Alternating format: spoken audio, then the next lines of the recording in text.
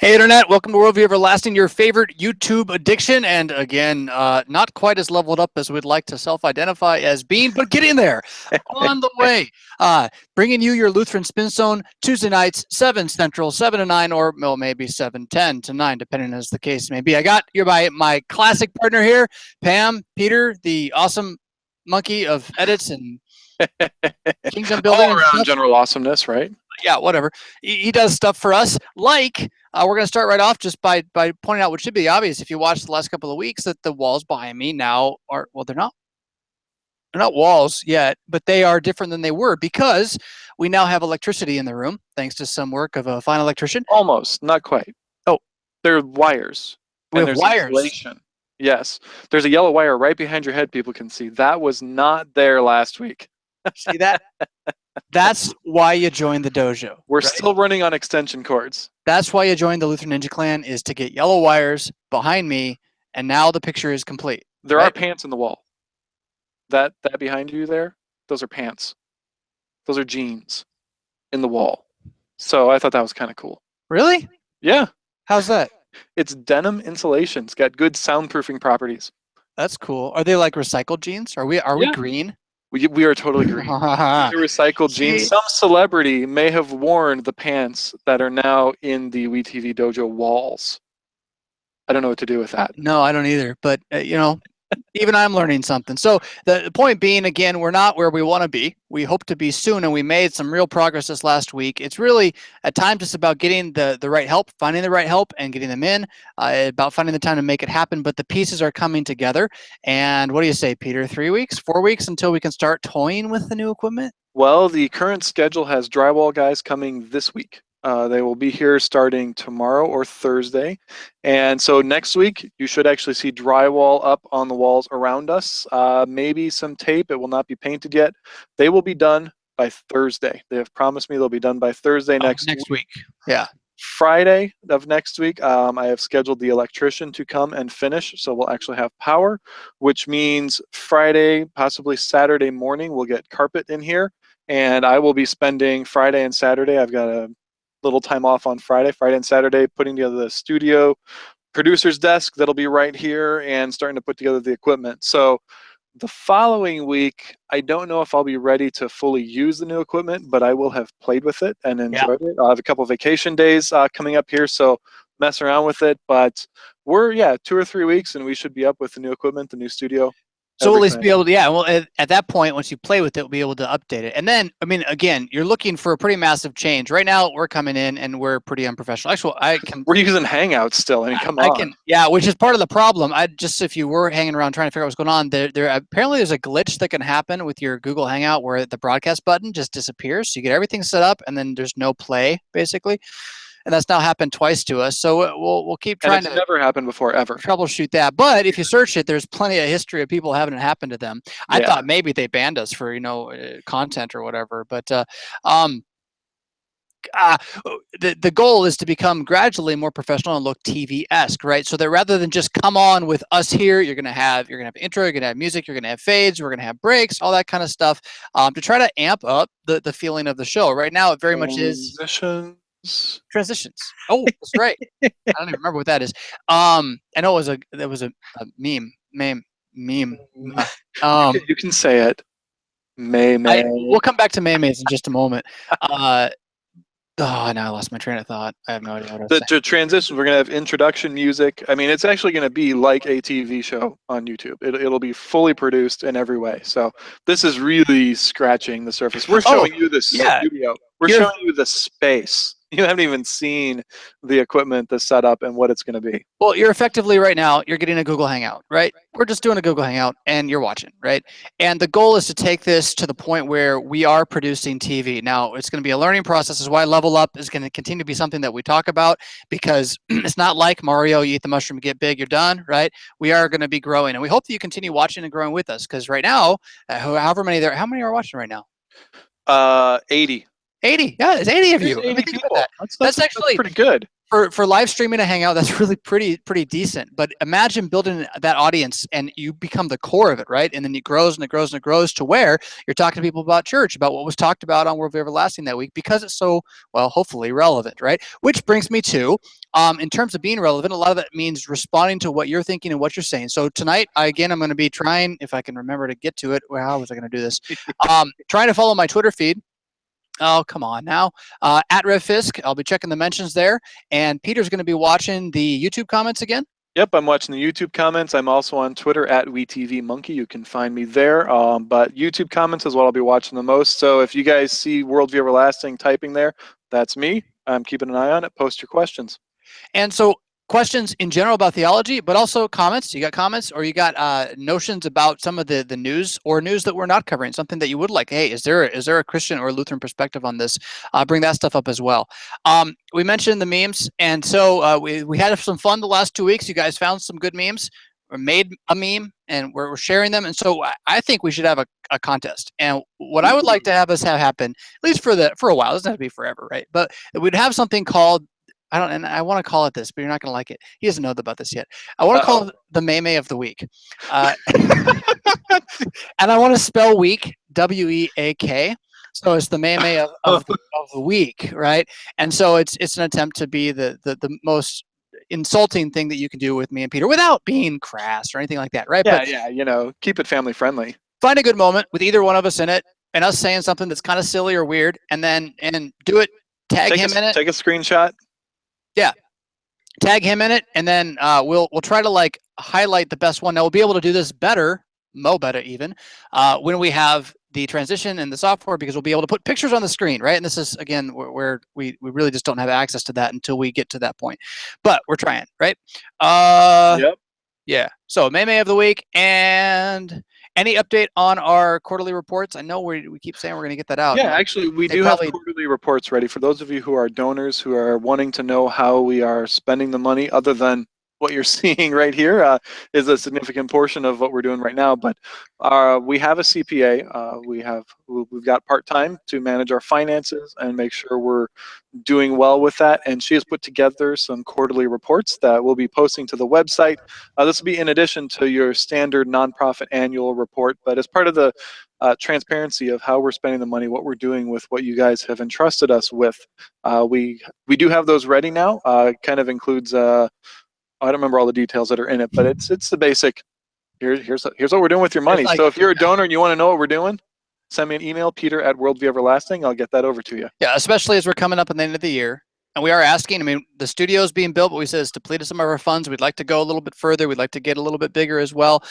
So if you think about end of the year gift, if you think about going to your congregation to get Worldview Everlasting in it, and you Today's Giving Tuesday today.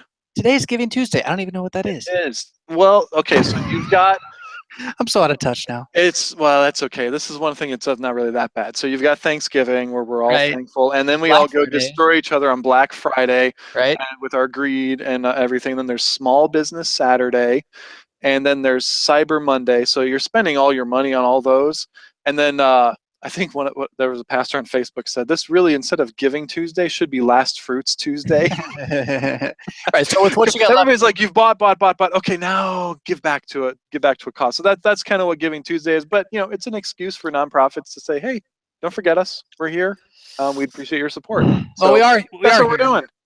We are here, and Peter will vouch for this. I never even wanted to ask for money at all with WEtv. I felt that it was kind of going beyond what the goals I had at the time were. But he convinced me that if you do this, we can improve it, and so that's what it is. That's why we're asking. We don't want to belabor the point, but if you want to know where that money is going, now again, these quarterly reports are available for the fall quarter. If you can call it that. Yeah. Yeah. Actually, it's big. Basically, it's a year to date kind of update. I mean, so it covers the whole year, the first 3 quarters of the year, essentially, is what it covers right now. And so I do want to mention one thing. If you guys are looking at, you've seen what we're doing. You see this space that we've got right now.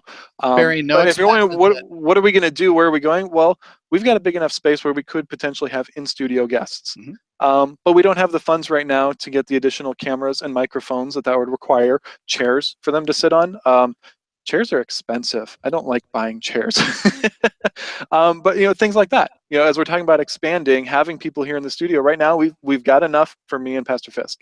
But new other guests in studio, up to 2, maybe 4. We've got enough space where we could have like a full round table. Kind of the sky's the limit with the space we have here. There's a lot that we can do. It all depends on how the funding works out and all that great stuff. And I don't want to de-emphasize too, Peter. I mean, we do pay Peter, and the board of directors did finally, after I've been doing this for 5 years, also kind of start paying me a little bit as well. Yep, you're on salary now too. But I don't do nearly as much as Peter does, and I want to point this out, that the building of this has been basically Peter's vacation days. So for this year and evenings, he's been working on the nonprofit stuff.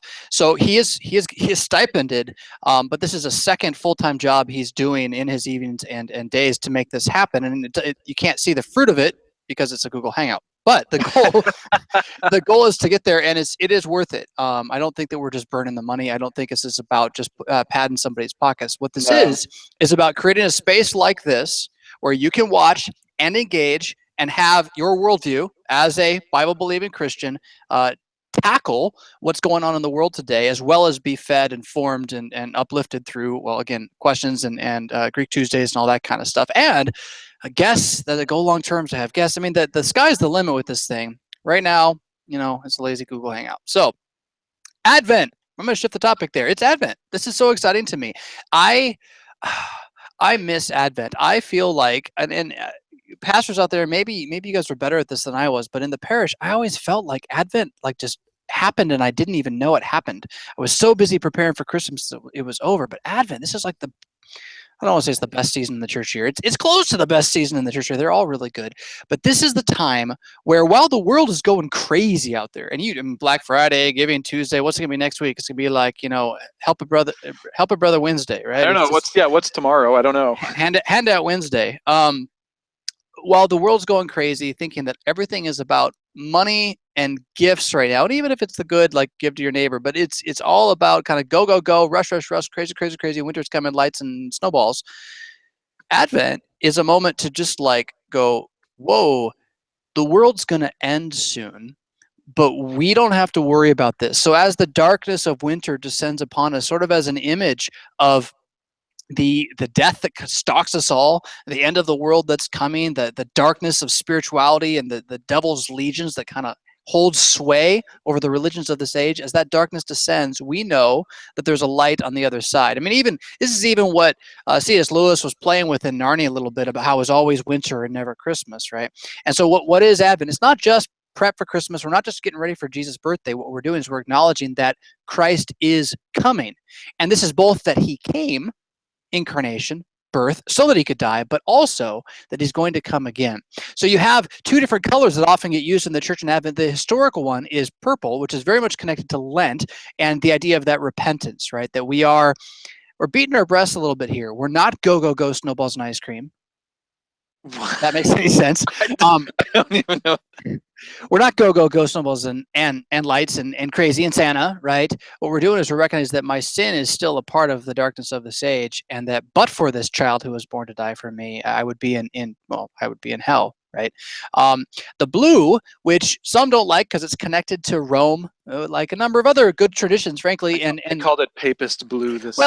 There's some actual connection to Marianism in it, and so I kind of get their upsetness, except for the fact that it looks so dang good it just really does, and it sets apart Advent as a bit of hope as well. So it's still royal, it's still repentant, but there's hope in it. In either case, the color is supposed to set us off from this green that we've been, which is just the life of the church. We're going through, we're in the teachings of Jesus, and now as darkness descends, we're remembering the darkness of the age we're in, but that it isn't over, right? But that Christ has conquered all, and we're leading into this white of Christmas that's coming.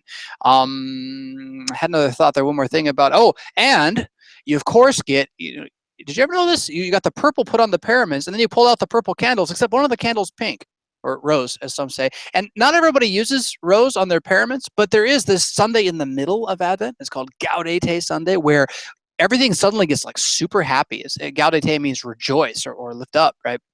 And it's a kind of a long story of how we got that name, but the idea being that even in the midst of the darkness, we got this glimmer of hope because we know what's coming. I mean, to me, this is just the best one of the best seasons of the year. The hymns. If you're going to church right now that sings hymns at your church, these are such great hymns.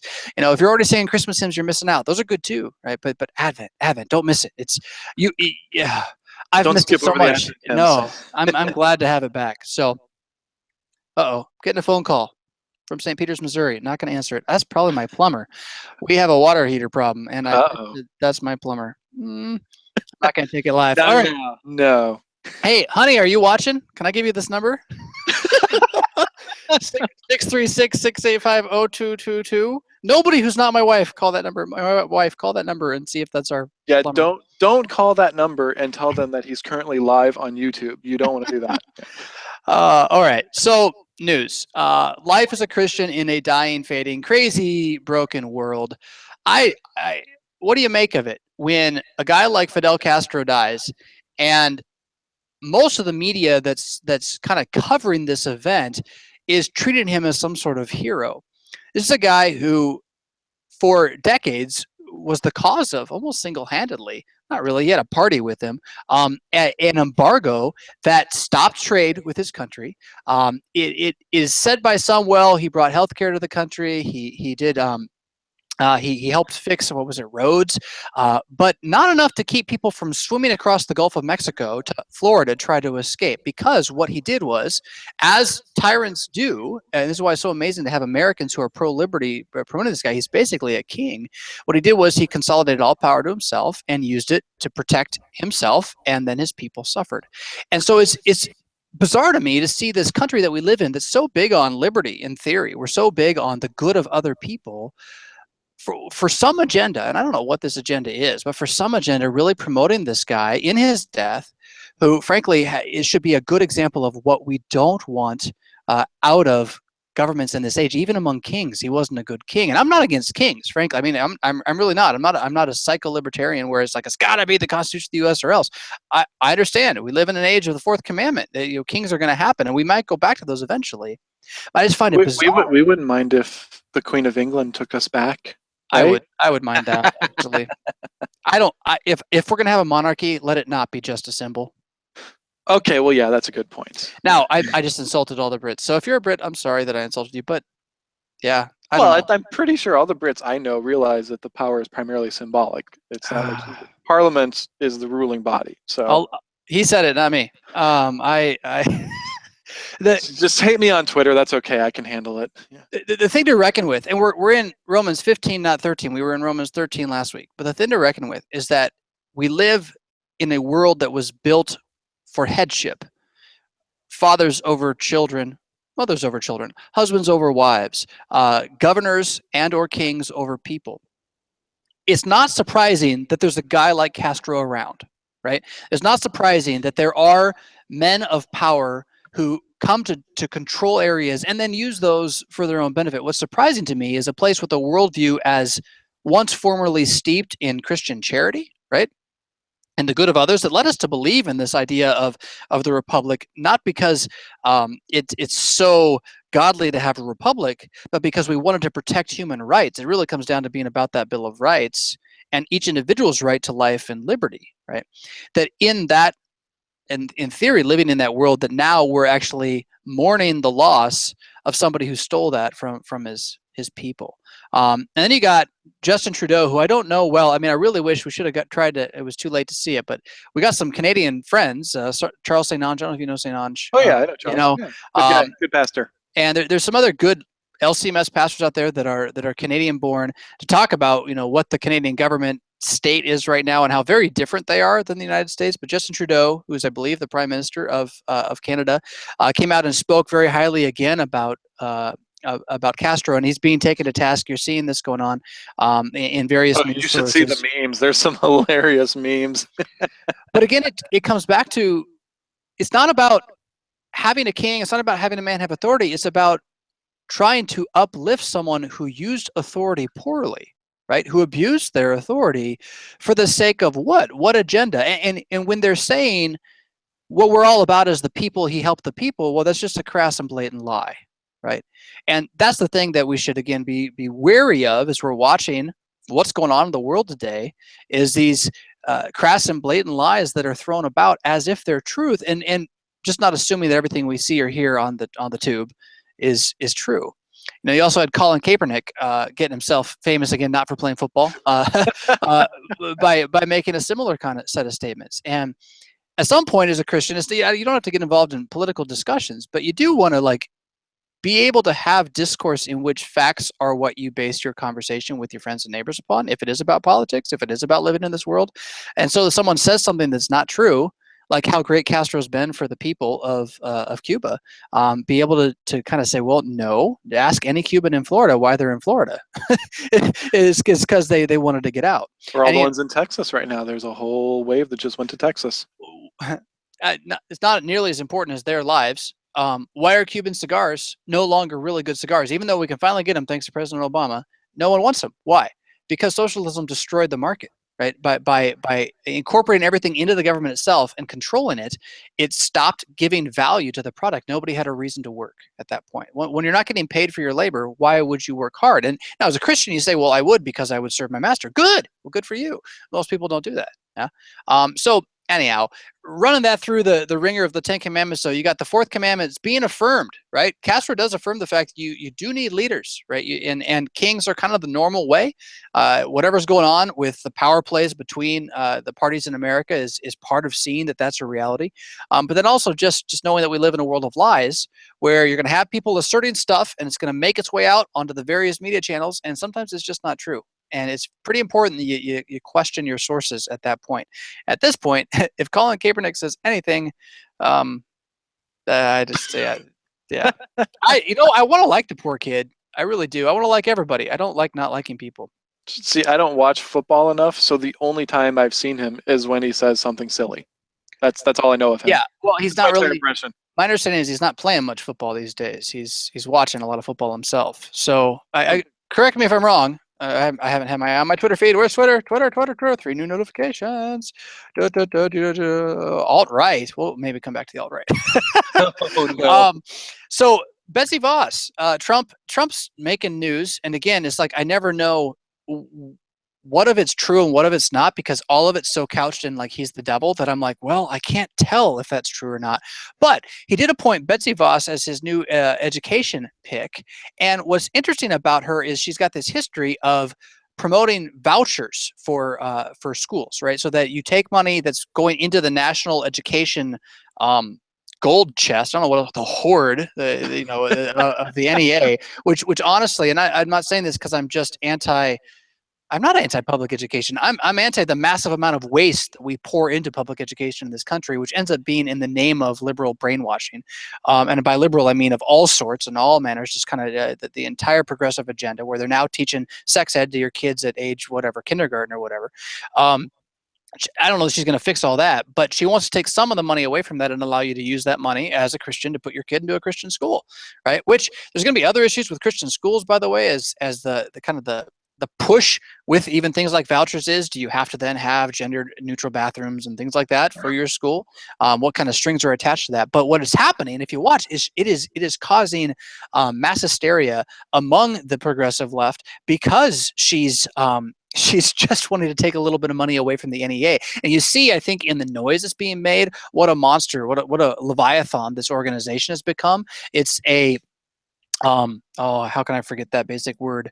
When people get together so that they can go on strike. Union. It's a union. It's a union of the most massive scale, not really working for the good of the people in the union. If you talk to many of them are not very happy with it, but working for itself.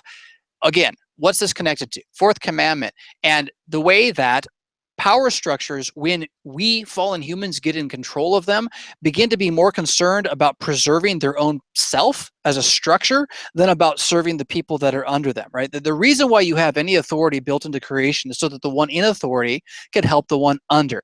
The great example of this is the parent, right? The father and the mother have supreme, don't miss it, supreme authority over the baby, not to kill the baby, right? Not to hurt the baby, but to help the baby. The baby can't survive without them. And all authority flows from this. So what you see, though, here is this organization that is so concerned with its own authority for its own sake that it can't see the good or the potential good. I'm not even going to say vouchers are right for everybody anyway. I don't even know. At this point, I'm a homeschool parent, right? It's not going to help me at all. But They're so concerned with their own good that they're unwilling to look at any other potential answer. And this is what happens when our corruption gets so kind of hardened in itself, right? When our structures become our idols, is we're unable to bring good, wise answers to the problems that face us. And again, what's the problem?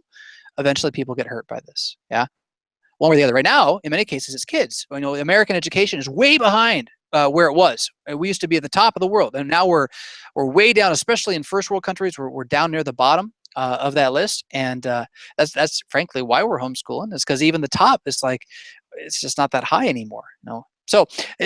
Interesting more than anything just to watch the noise over this. You know, Trump can't do anything right, and the more that he can't do anything right, the more I think he must be doing something right, even if I don't know what it is because I can't tell who's telling the truth. We hope to get Molly Hemingway on at some point. She maybe could cut through that a little bit and tell us a little more about who's telling the truth because she's out there. But she's kind of been, if you don't know Molly, she's LCMS Lutheran, political writer, and then married to a political writer, Mark Hemingway, but kind of has a good finger on the insanity, but this is just kind of her thing too. What's going on, news media? Like, are you capable of even reporting the news anymore or not? Then you got Ohio State, right? Which it's been a while since we've had one of these. It's been a while since we've had, the kind of the on home turf terror attack. Is it a terror attack? By a while, you mean a couple of weeks, right? These things seem to keep happening. They were happening. There was right before I left North Dakota. I swear it was every week because I was doing stuff like this. My first 15 minutes of Bible study up there was always something like this, where we look at the week's news a little bit. And for a while there, it was every week. Like I'd get up and I'd say, "Look, we don't need to have this conversation again. We just had it the last 3 weeks, but it happened again." And at the end of the day, what the point of the conversation usually is why are we surprised? Why are we surprised that there's evil in this world? Why are we acting like this is something that is shocking? Oh my goodness, people are harming other people. We're sinners. We live in a world of sinners, and you don't have Christianity as a massive worldview counteracting the flesh of man. Instead, you have things like radical Islam, which teaches, at least according to its holy texts, that if you have a problem with somebody religiously, you deal with it with violence, right? You go by the sword, which a knife is kind of a small sword. And it's terrifying in the sense that you think this could happen to me. This could happen to my kid, which is worse than it happened to me because it's harder on me, which is still selfish ultimately, but still, it's going to happen to my kid, right? This could happen anywhere. And so it does become terrifying. But as a Christian, there's like this point at which we have to build up a callus. Not that we're not having mercy upon the people caught up in it, but that we're no longer just so thrown off by these things happening that we start grasping for some idol to hold on to give us comfort, right? Like the response, which is just blows your mind, that you got people responding to this knife attack by calls for gun control, which we could talk about gun control another time. We probably will. I kind of like being able to protect myself personally. I'm all about the amendments. I think they're not bad. They're kind of wise, but it betrays you again, your idolatry.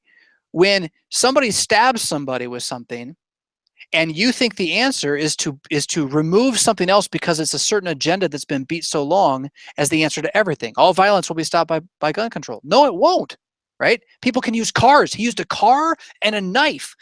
The car is far more dangerous than guns, by the way, in terms of the actual damage that it does to numbers of people.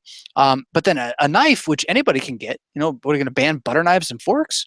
No, that's what they did on the airplanes, right? To protect us, right? So it's just on the one hand, we need to be shocked and bothered by what we see. On the other hand, we need to stop being so shocked and recognize, look, this is where we live. And then finally, why should we not be shocked? So that we don't cling to false hopes, but that we cling to the hope we have, which is that Christ's death paid for all of that, right?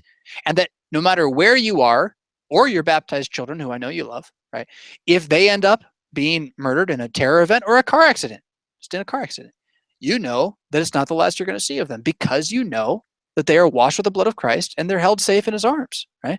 So that you can walk through this valley of the shadow of death and fear no evil, right? That his rod and staff are your comfort. And that's where, by the way, we were talking about the rod and the child and all that stuff earlier today. The rod and staff at that point is the shepherd's rod and staff, right? That his rod and his staff are a comfort to you because they are used to fend off the wolf. The wolf, though, in this age, isn't so worried about your body. He wants you to be worried about your body so that he can steal your soul. And that's what we don't want to let happen as we see these things going on, right? It's a real issue. Now, in terms of the Islam connections to the knife fight, the knife issue, you can go. We'll put in the show notes the link to Issues Etc., where they talked with the gentleman from Jihad Watch about the guy's actual posts, which basically said, I'm a lone wolf, using the language of ISIS. You can check that out as well. Christians just got to be ready to live in a world where there's other religions and some of them are violent. Yeah, go ahead, Peter. Yeah, we've got actually a question about this. This issue has brought up a question for Stacy. I think this is, and this question we get a lot, and you'll hear a lot. I'm sure those of you who are watching have heard this. But Stacy asks, I keep hearing about the Quran being full of violence, and people quote individual passages to show it. So here it is. Here's the verses. See, it's violent. It advocates violence. But people will then say, well, you can do the same thing with individual passages in the Bible where you can quote them. And so therefore, usually the implication when I've heard this, Stacy, is that therefore, the Bible does the same thing. And it's usually one of those, see, all religion is bad. If you cherry pick verses, you can make them say anything. I mean, you can kind of go many different ways with that. But how do we respond to this idea here? Well, it's actually not a bad point in general. It's the point of hermeneutics, the point of context, right? So that when you're reading something, you cannot just cherry pick phrases out of it and have them necessarily be the whole point. You have to take them in their context and let the paragraph and the chapter explain it to you. But the context of the violent verses in the Quran is one which supports the interpretation or the understanding that these are things that should be done today. Whereas the context of any verses in the Bible pursuant to violence often doesn't even demonstrate it should have been done when it was done. Sometimes, very rarely, it should have been done at a very specific time in history for a very specific reason, and that's it. It's overdone, past. Now it's love your enemy, right? Do good to those who harm you. There really isn't that abrogation in the Quran. In fact, they have a different rule of abrogation, and this is very important to know that. Now I'm going to get it backwards, right? I think this is right. To know that the texts that come later overwrite the texts that come earlier. And so further developing revelation, revelation. So the further you get in the Quran, the more true the statement is. And you need to have, it's not against the idea of truth to believe that you have some passages that are stronger than others and therefore set the tone for what you understand. We do this with the Bible too. We understand there's an order of interpretation. We take Matthew before we take 2 Thessalonians, verses that we don't understand about the man of lawlessness, right? And we try to read the unclear through the clear. But the Quran and Islam has a very specific rule that the most clear are the ones at the end and the least clear are the ones at the beginning. For the Bible, we just say the most clear are the ones that are most clear. They will present themselves as clear within the context of the overarching story, the overarching narrative of the entire book. And so when you take that approach and you pay attention then to the entire book, you find that the verses in the Quran about being good to your neighbor, even the ones about being kind and gentle to Christians and Jews, tend to get abrogated by the time you finish the book. And then you got the whole other issue of the Hadith, which are the sayings of Muhammad. And I'm not an expert on this one, but if I'm getting this right, the sayings of Muhammad even abrogate some of the Quran. They end up being the practice that's more important. And so a number of the pieces, especially about jihad, come out of that as well. So it's not just about what their holy text says. And you can't go to their holy text and assume they treat it the way we treat the Bible. You have to go and let them tell you what it says, and particularly let the majority of them who are holding to the practice as it's been practiced throughout their history tell you what it says. You can't let the liberal Muslim who's Americanized and believes all religions are the same and Islam's just one aspect and we all should have peace. You can't let him be the one who tells you, well, that's what Islam always has been, because it hasn't been. That's not what it always has been, right? Well, what is Lutheranism always trying to do? It's trying to tell you what Christianity always has been. We're not this thing that started in the 1500s. We're not a reaction against Roman Catholicism. We're holding to what we believe the entire scriptures say, and we take those scriptures in their context, with New Testament being a fulfillment of the Old, a completion of the Old, and a small overturning of the Old Covenant. I mean, the Old Covenant ended. That began this New Testament in the blood of Jesus Christ, which, of course, is for all nations and is a free gift. And you have all this wonderful stuff that comes out of it, including loving your neighbor as yourself, right? And to put that somehow in the same ballpark as the warmonger that Muhammad was, and the commands that are in it to, by the sword, take all nations and put them in Islam, in submission, right? It does not mean peace, it means submit. You get peace when you submit. So submit. And to say that somehow we're cherry picking verses, that's a pretty extreme argument. And it's really only made by someone who's got an agenda and is just trying to play fast and loose with you, as one of the particular rules of jihad allows you to lie if you want to, so you can, if you further the cause of Islam by it. So there's that agenda. They're going to tell you, oh no, you're misinterpreting the text. They can actually lie and be forgiven for that. Or is someone who's just ignorant, somebody who really is only listening to the kind of the narrative of the mass media that's telling you that there's nothing wrong, no show to see here, everything's fine, it's only white cops that are killing people, no Muslims are doing it, and you're believing everything that you're told, and that's kind of, well, it's dangerous for many reasons, idolatry being the biggest one, right?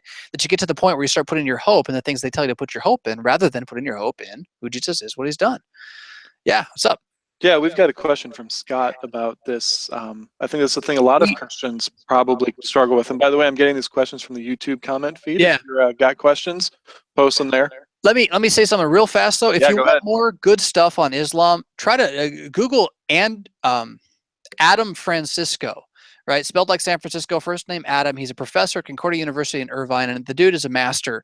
Reads Arabic, has been studying the Quran as a Lutheran for a long time. And I don't know. I know he's got some videos that can be purchased. We should really try to get him on the show at some point. I got him on our short list. Once we get the new setup, we're definitely going to be getting him.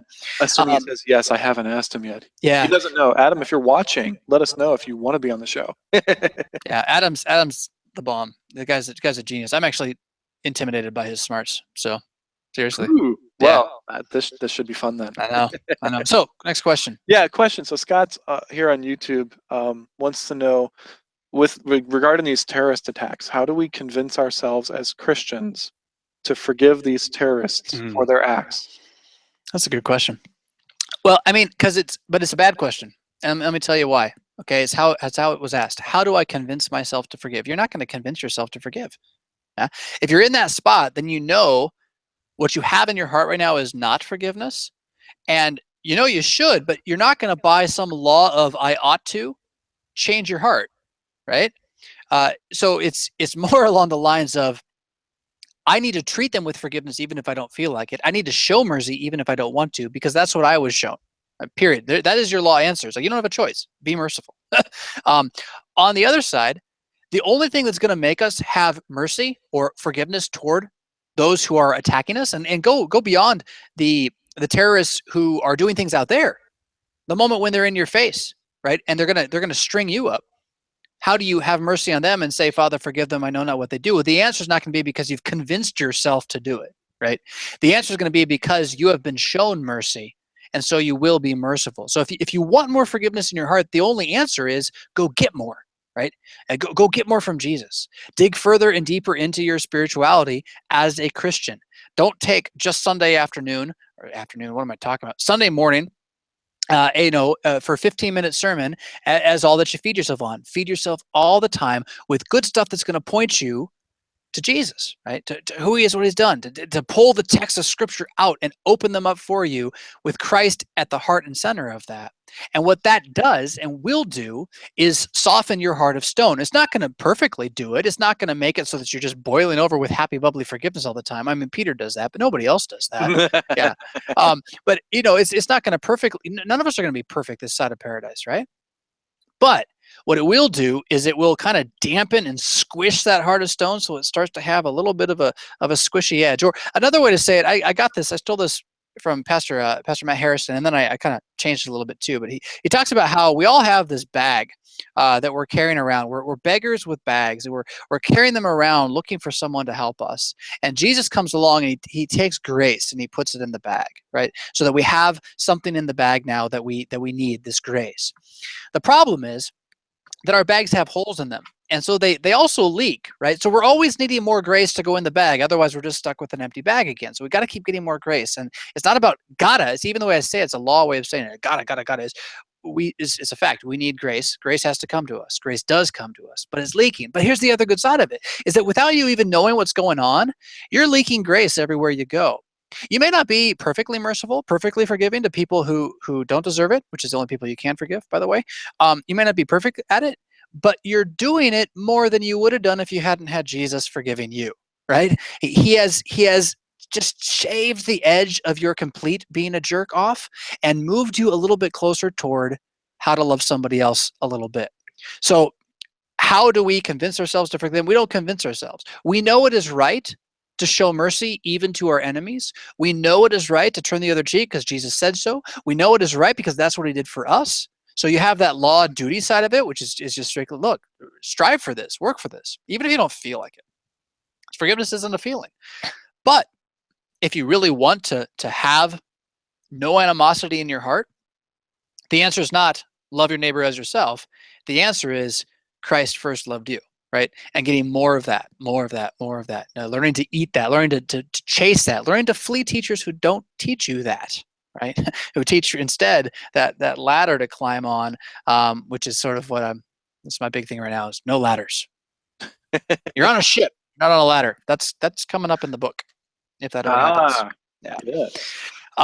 You are writing another book. What's your book about? Have we talked about that at all? No, I mean, and we're a little ways off. I don't want to get too excited about it, but it's let's see, what could I give away? It's called Echo, Unbroken Truth Worth Repeating, and it should be a kind of a follow to Broken, kind of not a follow to Broken. I don't want to give it away though. Well, you've had to go a couple different directions with it, haven't you? It started out as one thing, it became something else. Oh, it's so frustrating. Probably why it takes so long, right? Well, yeah. Oh, this is divergent. It's not divergent. If I wrote that book, we'd just be rich. But diverging from the topic we were on, yes. Immediately after Broken, I began working on a book that my editor, Scott Kinnaman at CPH, said, why don't you try this idea? I had about 5 ideas. Like, which one should I do? And he's like, try this idea. It's more polished. And like, I immediately realized I thought it wasn't polished at all. I thought it was crud. And so started like trying to make it as cool as I really could. And about 3.5 years into that process, 3.5 long, painful years into that process, I realized that the idea that I'd had and his idea that had gone with it and the mixing machine that had made something happen had spawned the idea for a book that was 2 books. And the reason I was stalling out so hard is because I was trying to write 2 books as one book, and you couldn't do it. They were not the same book. And it was just, oh man, pain, spiritual pain. It just, so anyway, my dad last Christmas said to me, well, why don't you just pull out the easier of the 2 books and write that one first? And I was like, it's a good idea. So that's what I've been doing. And it's due at CPH for its first draft on the 15th of January, which I think marks it for a spring release, assuming doctrinal review goes well. No promises on that, but I'm puffing away on that thing every single day at this point, and I hope to get it out soon. It will be encouraging the way Broken was. It will also hopefully answer some of the questions that people were upset Broken didn't answer, in the sense that there's an entire section devoted to the holification of the Christian, like holifying of the Christian. Although, of course, if you're just looking for a ladder, it's going to disappoint you, because I'm not going to send you back to the law as the answer to your sanctification, because it's not. But anyhow, yeah, thanks for asking. I don't know if do you guys care? Do you care? I'm also, you got to tweet me if you think this is a good idea, because I'm kind of putting this other thing, I'm putting some time into this, but not enough. But if I knew you wanted it, I would be inspired to do more. I have a collection, a series of revamped sermons into devotions I'm working on, called Comfort, Comfort Volume 1. CPH doesn't want to publish sermons, generally speaking, so this would be one that would be self-published. It'd be a little bit cheaper. But if you're interested in that, let me know. Just say, yeah, that Pastor Fisk, I'd buy a devotional book by you, because it won't be as good of a book as Broken is. It's not going to be as professional a book as Echo is. So you can't think you're going to get the same thing. But it should be taking scripture piece by piece, kind of like we do in Bible study even here, right? Greek Tuesday, and put it on the page so you can see it. And if you're interested in that, let me know, and at least inspire me to keep working on that thing. Yeah. Let's go back to the alt-right, because seriously, why talk about me writing books when we could talk about the alt-right? Which I'm not even sure. Go ahead. I'm scared now. I don't know where this is going. I'm not even sure I know what the alt-right is because I don't know who to trust about the reporting on the alt-right anymore. Certainly, there is something really, really evil going on in the country where you see people doing Heil Hitler style motions. I just lost my picture. There it is. Where you see the neo-Nazi movement coming up. I mean, obviously I don't know how that's right in any sense of that term. I'm not talking right or wrong. I'm talking like conservative. There's nothing conservative about that. But that seems to be what, as I'm watching the news media, that's what alt-right is. But then somehow that's Donald Trump, who also happens to be, like picking Ben Carson to go into his cabinet, and Ben Carson's not a Nazi, right? I mean, it's just. So, what is alt-right? I'm not really sure what alt-right is, other than that maybe they're not in-house Republican favorites, right? Anybody who is Rand Paul alt-right? Is Ron Paul alt-right? I mean, I like those guys. Your alt-right is like your Breitbart and your fringe magazines like that. Those are the ones who are getting the label. Now, I've seen anyways. I forget who Breitbart is. A guy named Breitbart, but there's another guy who works for him that's on Crowder a lot, and the guy makes a lot of sense. I got no problem with him. And so, I mean, is Breitbart bad just because they have alternative reporting? This is the narrative of the mass media, is that alternative reporting is all liars. You can't trust alternative reporting at all. They can't do it. It's an impossible job. And so even the Federalist falls under alt-right then in that kind of a sense too, right? So yeah, they actually do sometimes get lumped into that. I've heard it. Yeah. And that's my problem. And I guess that's my point. So what is it? It's anybody who's not really progressive enough or neocon Republican enough. And I guess in that sense I'm alt-right. But I do not want to be associated with what that gets painted as. Yeah, you don't want that label. No, not at all. But at the same time, I'm certainly not. There is why did Trump win? Because there are a lot of people in this country that are tired of national news being about bathrooms, and they feel that they are being disrespected and that they need a voice. And I think that is effectively also what alt-right is that movement. And I'll say I sympathize with that movement. Finding that voice in Nazism is wrong. Maybe finding that voice in voting for Trump is wrong. I don't know. I didn't vote this time around. I was so depressed. Actually, I was moving and my state was going to go to Trump anyway. So, but there certainly has to be a recognition that there are people in this country that feel that they are taxed without representation. That the government is not listening to them, that the media is telling them how to think rather than reporting what's going on. And if that's what we mean by alt-right, I think we need something. We need a voice. What is this show? What are we doing now? We're alternative media, right? So I guess maybe I'm advocating alternative media versus alt-right, and that's a stereotype I don't want. We're radical conservatives. Well, we are religious nut jobs. That's what we are. We are. It's actually true. Only we're radical about grace and loving your neighbor as yourself, and we are religious about the mercy of God saving us from ourselves. So those labels do apply to us. We certainly, so far tonight, we have talked about offensive things. We have been sexist. We have been Islamophobic. We have, what else? What's the first one? Castro. Yeah, I haven't been pro-socialism enough, which can be hate speech. I mean, it might trigger somebody. Generally intolerant. Right. So at what point is exactly what's going on here, and even having this conversation like going to be shut off or shut down? At what point does something like Facebook or Google or whatever say we can't have these things? And in that sense, I'm all for at least an alternative media. And I don't mind the fact that there's some people out there that think that the progressive juggernaut was harming our country. So I have trouble being mad at them being mad. What they do with that anger, different issue, right? I hardly can get on board with all of that. So, so fires in the South. Do you hear about this at all? The Gatlinburg, Tennessee fires? Yeah. Oh yeah. It's like the one thing we have some of our own congregations and pastors are actually being impacted by this, or right in that area. So you're hearing about it through the LCMS then? Mm-hmm. Yep. Yeah. We posted on a prayer on the page today. The article on the Federalist said that basically there was no coverage in the national media Oh, really? I saw CNN, USA Today. Okay, Maybe not it's on good. maybe not on television, but at least in print online, there was coverage. I Good. didn't I'm glad to hear that. And yeah, I saw it. I'm like, well, that's interesting, because it's the kind of thing that should be getting covered. Natural disasters almost aren't news anymore, in a weird sense, because they are happening constantly. But this is since you know a little bit more about it, say it again now, but more slowly. What's going on in what regions, and how many people that you know of are being affected? When I checked this morning, it's Tennessee, Gatlinburg was one of the big areas where there was stuff going on. Big wildfires. Last I'd seen 14,000 homes this morning. If it's possibly worse. I kind of had a busy day this morning because I was skimming because I was posting on the fires and the OSU shooting, Right. stabbing that happened yesterday. We posted a prayer on both on the LCMS page today, and so I was quickly researching both of those. But the wildfires, 14,000 homes, I think, was what I Yeah. had seen last. Well, Ridiculous homes. one of the numbers I saw was that the big one was only 45% contained too, which means that the thing's still moving, right? Yeah. And certainly pray, right? Dear Lord, have mercy. That's a prayer.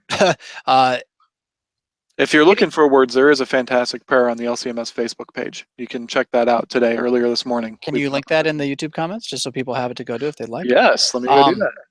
But in the meantime, let's talk about wars and rumors of wars, earthquakes, the beginning of birth pains, right? That our Lord says multiple times when talking about what often gets understood to be end times texts, eschatological texts, texts about the end of the world that are usually about the destruction of the temple in Jerusalem. He mentions that nature is in upheaval and that these are not to be taken as signs of anything spectacular. Other than that, we're in a fallen world. Other than that, we're in this cursed planet, right? That we broke the universe. And so it's very kind of common if you go out in just kind of general Christendom, excuse me, that you start seeing the people pointing to these catastrophes as signs from God. I forget which one it was. There was, what was it? Was it when Missouri first got the casinos, that there was this big flood on the Mississippi River, and some guy came out and, oh, look, see, God's punishing us for the casinos, for the gambling, which not necessarily all for casinos or anything like that. But point being, again, you're basically being a mystic. You're attempting to see what God thinks in the created order as we see it, when God has already told you in the scriptures that that's not how he's talking. That he's talking through his son Jesus Christ, and that Jesus has said very specifically we should expect nature to be in upheaval until he returns. You're going to have, whether it's climate change, whether it's tsunamis and earthquakes, or whether it's forest fires, caused by droughts. The planet's messed up, right? It's gonna stay messed up. Us buying hybrid vehicles is not gonna save this planet. It's not gonna stop any of this. What really needs to happen is, and this is where Missouri Synod's doing good things, I think, is pray to the Lord to have mercy on us. And then if you are able, show mercy to your neighbor, right? Find a way to aid them. And I don't want to turn to a commercial for the Missouri Synod, but they certainly do have, through their mercy arm, a real strong effort to go into places like this and provide immediate need in ways that even the Red Cross isn't able to do in terms of its financial overhead, right? That the percentage of monies that are going to administration costs and whatnot, the Missouri Synod is pretty strong on that. I do want to comment on the disaster stuff. The money that's given to disaster actually all goes straight to disaster. They're very intentional about that specifically. All that money comes through. The administration stuff in the LCMS is funded through undesignated giving primarily. Right. So, I mean, you're not going to find a better organization than that for getting the money directly to the people. So that was the fires, and man, the news for an hour. That was a lot of news. All right. Let's see here. Checking Twitter. Romans time. I think it's time for. That's what I'm thinking. Hey, you had a name for our new segment. What was that? Are we going with that one? Yeah, someone gave it to you. Yeah, it was called Enter the Word. Enter the Word. Yeah. We totally. Are we gonna yeah, we'll have to create like a Bruce Lee intro or something for that when we actually have the full show going. Just the monkey kicking stuff. Well, yeah, but we can go fancy if we want. That's the fun part. We can do it. Or you could just have Batman punching a shark. My yeah. my family and I last night we long story, and I don't know where to start the story. We ended up, for the first time ever, looking at some of the 7,800 photos and videos we have on our hard drive, and we haven't done that ever. Is Right? everything from your phone that it ever took? We've just been pushing them onto that hard drive, right? And so we got some. But anyway, as a result, we ended up looking at something that was connected to one of the old videos I did when I was on vacation. It was Road Trip Part 2, and International House on a Boat, and then what was the first one? I can't remember. Anyway, it was so much fun to see some of those old funny pieces. This is what we should do now, is talk about that. The ninja thing. Some of those old funny pieces that used to be a part of the show's real essence. And if you're a longtime fan, you know, we used to have, it was all me by myself with a computer, and I was just throwing little pictures in it and talking, right? And finding videos wherever and shoving it in. That was a tremendous amount of time to make that happen, something that I could not sustain after I was at a full-time parish that was larger than the one I was at when I started this thing. But it was a lot of fun, right? And it brought a certain humor to the show that you don't see now. You probably aren't going to quite get back. We don't know what we're going to be able to do with editing, post-production once we have a higher quality video than we're getting out of Google Hangouts. Maybe we'll be able to throw some stuff in like that again. But there was certainly this edge to the show at the time, which was very attempting to be jovial about pop culture. And so we got a question, and part of this is why I'm getting on this. We got a question asking, do you have that written somewhere? It was just, why ninjas and dojos? That's all it was. Why? So I'm reminded, I can't really, I wish I could just do it myself, but I just have to tell the story. There's this fantastic commercial with, what's his name? Guy who plays for the Chicago Bulls. I can't remember. And he's trying to sell something for the Chicago Bulls. And it goes like this. He's sitting there and he's got a sock monkey. And the sock monkey has the Chicago Bulls logo on it. And he says, some people ask me, why do you have a Chicago Bulls logo sock monkey everywhere you go? And I say to them, why don't you have a Chicago Bulls sock monkey everywhere you go? And it's genius, right? It's just absolute genius. But that's kind of the it with like now we want a Chicago Bulls sock monkey. No, I don't. I can't stand sock monkeys. I actually have a childhood fear I know of sock that. monkeys. Yeah, you've got issues with sock monkeys. But I don't. I'd like one. Why ninjas? Why not? Right? They basically, at the time, which is 6 years ago now, ninjas were just barely on the cusp of being cool. They kind of been overdone at this point, frankly. And pirates as well, frankly. But they were right on the cusp of. What's that? Don't tell Chris. Don't tell Chris. Hey, there's another Caribbean movie coming out, and so what was that? 6 now? Pirates will be back. Yep. Yeah. My kids are looking forward to it. We were just on the cusp of that. Oh man, there's so many pieces that dovetailed. The cusp of the pop culture explosion that happened with the internet, of sharing, and May-May-ing wasn't even a thing yet. And Nincat was showing up. You could find any media from your childhood on YouTube if you wanted to. There was new stuff being made, the songifying things. It was just this time of, at least in my experience as a human being, my phone and my computer exploded with media, right? That hadn't been there before. And so much of it was fun and cool. And so we just kind of latched on to some of it that struck us in a particular way. And ninjas happened to be part of that. One silly ninja in particular. I'm trying to remember. Oh, no. The Ask a Ninja. Yeah, the Ask a Ninja. Right. Which if you haven't seen, Ask a Ninja, they're a bit dated and old now. But just go Google Ask a Ninja. In some ways, it was the inspiration for Worldview Everlasting. It's a guy talking at a camera with really fast editing, answering questions. Only he's a ninja. And a sarcastic ninja. Yes, yeah. When you got questions, ninja got answers. And we even borrowed that. If you remember, you got questions, we got answers. I even kind of stole that idea. But you go check it out. It's pretty funny stuff. So we used some of his clips. There was, I don't have to go too off onto it, but that was just something we latched onto for fun. Not really anything more than that, but there's another side to it that's kind of valuable, and I don't want to lose that either. And that is that with this pop explosion, you also, I think, see a very small, subtle resurgence of the masculine in, with, and under American culture. Masculinity has been put down and continues to be attacked kind of in the mainstream as the hyper-feminist movement pushes itself. And you've seen now in the subculture, pop culture, a resurgence of it. You see these rise of superhero movies. You see guys wearing, beards that are, from here to here, which I would do if I could. You see. I would do it if my wife would let me. See, well, that tells you the whole story, though, right there, right? So, I mean, nothing against Emily's probably watching. Hi, Emily.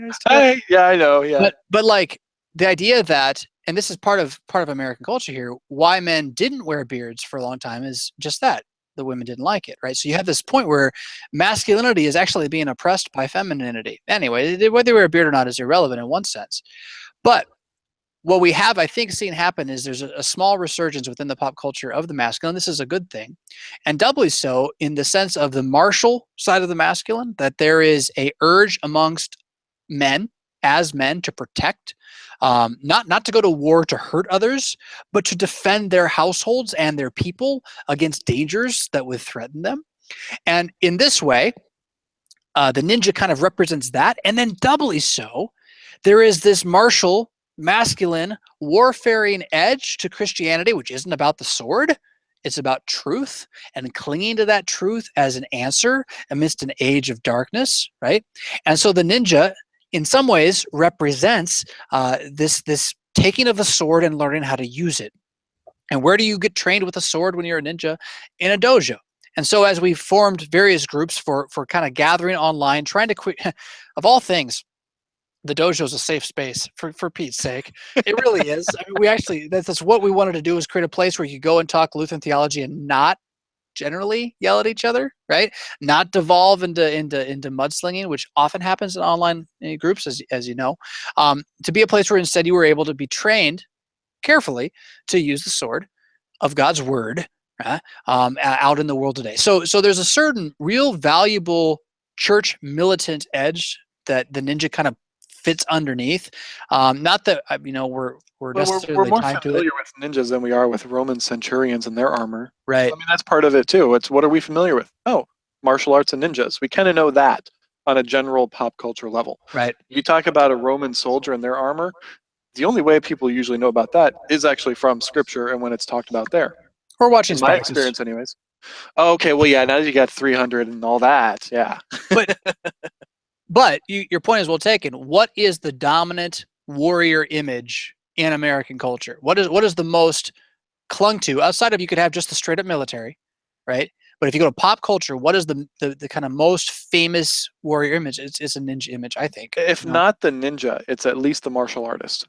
It's somebody who knows martial arts and is fighting and all that, versed with weapons in general. Your Jason Bourne, any of your superheroes, they're all martial artists now. That's what they are. It reminds me again, that answer is correct. This is not in contrast to that answer, but like trying to describe that era when like the phone was exploding with information and the computer was exploding with information. There was a series of Dairy Queen commercials that were genius. They're absolute genius that happened at this time that played on all of this. And we actually borrowed some of it. So that they had like, they didn't just have kittens, they had kittens in bubbles, right? Do you remember this? They don't just have rainbows, we got rainbows on fire, right? And they even had, there was one, they had ninjas in it too. And they were like these like half-size ninjas running around doing something. Little kid ninjas wiping people's brows and whatnot, and disappearing. Which makes me think of the new Star Trek. But hey, for like the little alien. I haven't seen it yet. I haven't seen the new one yet. No, I meant the new old one, like the old new one, like number 1. Gotcha. The little. Okay. We just watched it with the kids the other night. Some of the kids scared the bejeebies out of them. They didn't know who Captain Kirk was. And I was like, really? What have you done? I know. You have failed to catechize your children in geekhood. Well, they still don't know who the real Captain Kirk is. Oh man. So Romans 15. Is anyone still watching? There are. We've actually increased. We're at 111 viewers now. You guys are putting up with us. We got somebody named Brian Wolfmueller trolling us in the comments, though. Is he really? He is. Ask him why he hasn't joined us. Tell him to come join me for Romans 15. He's got the link. He could just jump right in. But no, he wants to troll us. Maybe he's only got his phone again. He maybe does. Well, Brian, if you're out there, you want to join me for actually I'm gonna do Romans 15. You can come for Ask the Pastor after. We'll get there. Pardon me as I change from a Commander Shepard to a 80s bad car driver. Bad car, cheap sport car driver. Or Jean Grey. Jean Grey. Ooh.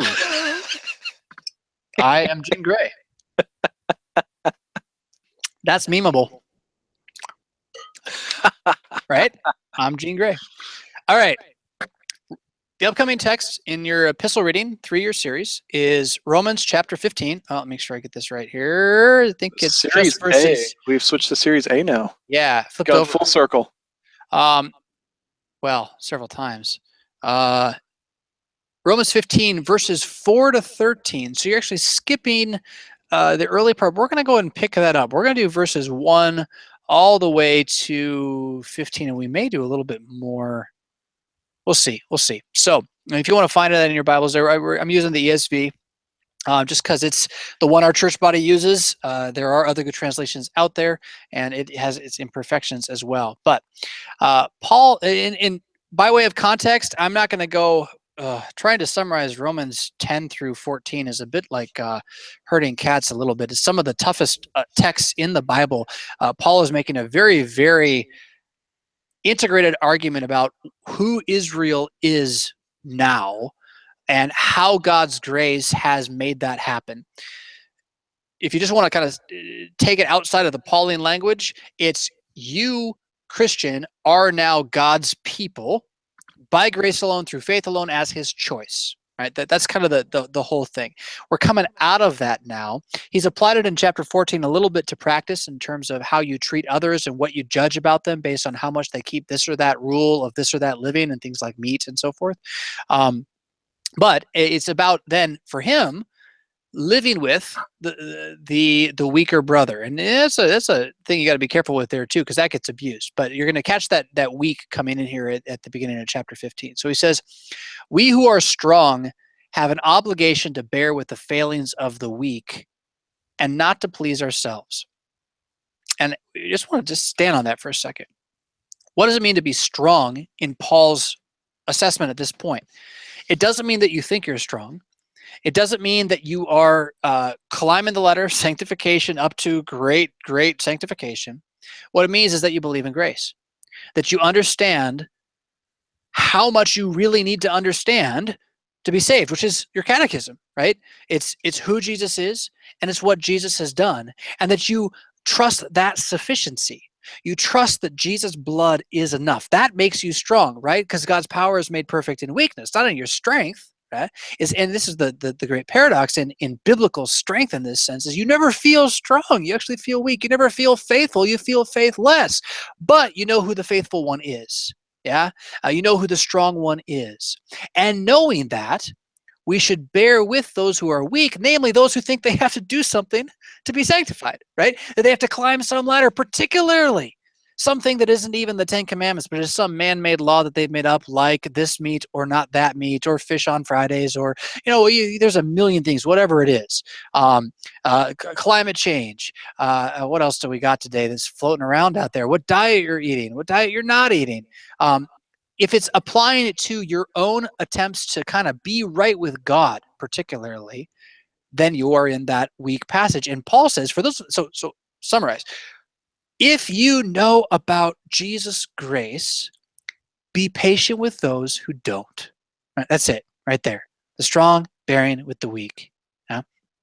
Be patient with those who don't, even Christians who should know better, who do believe in it but haven't managed to quite apply it to how they think yet, right? That they understand them. They'll sing Amazing Grace, how sweet the sound that saved a wretch like me, and yet they're out there trying to climb that ladder as fast as they can. The answer is not to yell at them. It's to bear with their failings. And then he says not to please ourselves, right? To not flaunt in front of them our freedoms, but instead, if need be, to win them over. This gets like to that 1 Corinthians 9 passage about being all things to all people, putting aside what I think is valuable to me to meet their needs so that I can demonstrate to them grace by actually being gracious. Right? Not just telling them you ought to believe in grace, but to actually be gracious to them, to forgive them for their failings. And he says this is an obligation we have, right? This isn't really an option as a Christian, that if I understand grace, I should strive to be gracious to others, especially those who don't understand grace. Easier said than done, I'll tell you, but it's right there. Verse 2, let each of us please his neighbor for his good, to build him up. Right? It doesn't mean give your neighbor whatever he wants. It doesn't mean, tolerance makes truth go away. The point is just love your neighbor as yourself. This is a good thing when we strive for the good of others. That in paradise, the thing that's going to make paradise so great is you're never going to look out for yourself again. You're never going to look out for your own pleasure again. You're never going to seek your own pleasure again. Everyone else is going to be doing that for you, and you're going to be doing it for everybody else. right? We now, on this side of paradise, get to see the goodness of that and like hope in it. And maybe even like scratch at it a little bit, right? Have that stone heart be squished a little bit, a little bit softer. That we can seek the good of our neighbor to build our neighbor up, not to get something out of him. And normally when I seek the good of my neighbor and I'm in my flesh, when I help you out, it's because I'm going to get something out of it, right? Christians are free to pursue the obligation of not having to do that, right? But to actually see the good of the neighbor. I was going to give Christ as an example, not that Christ is just an example, but he is an example. Christ did not please himself, right? For the joy set before him, he bore the cross. The cross wasn't joyful. That wasn't fun. Yeah. What joy was set before him? You. Getting you back, that's the joy. Putting you first, that's the joy. He didn't please himself. He came to please you, not by giving you whatever you want, but by giving you what you need, and so bringing you into a place of eternal comfort. He quotes, as it is written about the Christ, the reproaches of those who reproached you fell on me. And so from the Old Testament, I don't have it looked up here where that is, probably Isaiah be my guess, but the reproaches of those who reproached you fell on me. That Christ absorbed for us all the punishments that should have been put upon us. And he didn't do this kind of so he could tut at us. He simply did it out of sheer love. And that love, that mercy, is the thing that when we receive it, frankly, will inspire us to have it for others. Now, the problem is, as soon as I say that, it's like, oh, so I'm going to talk more about how Christ's mercy should make us merciful, and that'll make us merciful. No, it doesn't work that way. If I talk about how Christ's mercy should make us merciful, I'm back in law talk. It's true, it helps us understand, but it doesn't actually create the mercy. Where it creates the mercy is where Christ is simply proclaimed as merciful. Now, if I did that right now, Christ is merciful to you, right? It would seem a little convoluted, right? Forced. But the place where that happens in preaching and teaching is when that's simply what's being said, right? And there's texts that say that. This isn't one of them. But I guess it is. The reproach of those who reproached you fell on me. That's it, right? That the wickedness that we earned fell on Jesus at the cross. That's mercy for you, period. Yeah. And you could just kind of step back and know that if it is a promise, that because it's true, you're going to also begin to look for the good of your neighbor as well, little Christian that you are, right? Verse 4, for whatever is going on now to talk about how the Old Testament is still good for us. He's not a Marcionite, right? Doesn't reject the Old Testament. For whatever was written in former days was written for our instruction, that through endurance and through the encouragement of the scriptures, we might have hope. That's just a nice verse about the Old Testament, the Bible in general, right? What's the Bible for? It's for our instruction, to give us endurance by means of encouragement into hope. Ah, so good, right? Instruction, teaching, knowledge, words that found us, they build us up so that even though we're falling throughout this age, we fall upon them rather than upon the stormy seas of chaos that are around us. And that this is done not by you better, but by Jesus has done for you. Jesus has done for you. And that gives us great hope that this world to come is a better one than this one. Then he has a blessing here. The May language, subjunctive. It really shouldn't mean like maybe, though. You got to hear this as he's basically saying this is what God plans to do. The God of endurance and encouragement will grant you to live in such harmony with one another in accord with Christ Jesus, that together you may with one voice glorify the God and Father of our Lord Jesus Christ. Right? That's what it means to be a Christian. Period. To know that while we wait for Jesus' return, God will give us endurance to live in harmony with each other. That by the mercies of Christ proclaimed on the cross, I will be inspired in my life with you, and Peter especially, to put up with Peter especially. Wait, Yeah, this Bible study isn't about me. It's about you. Wait, no, it's about the word. Yeah. Hopefully, though, that demonstrates the point, right? That whoever you're in a room with is a sinner. And you are inspired by Christ's mercy going into you to bear with them and they with you. And it's not that like this ought to, or you got to try now. It's that you can just rest back and know this is a promise. You're going to have failings. You're going to mess up. You're going to get in arguments and fights and complaints and all that stuff, right?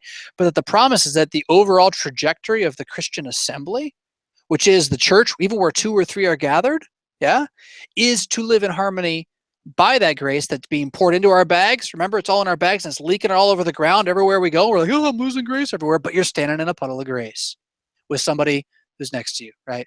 And so you're able to be patient with each other. It's just wonderful. All because of who the Father, who Jesus, who the Spirit is. That's who they are.